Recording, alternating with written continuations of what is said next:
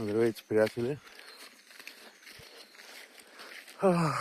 Излезнах малко в гората за гъби. Средногорово. Обикновено има сърнели. Днеска има толкова много гъби, че още не съм свалил кошницата от гърба. Убих ги! Само коприва има. Само коприва и кръставати.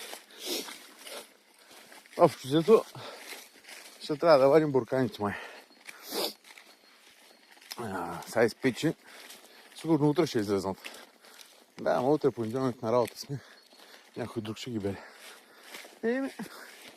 Няма ли сме късмет? Дано само тук мечки няма.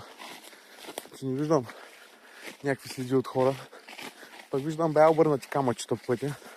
Пък съм чувал, като има обърнати камъчета, големи, мечката се търсила храна. Дано няма. Ще зачуем по-късно. Чао!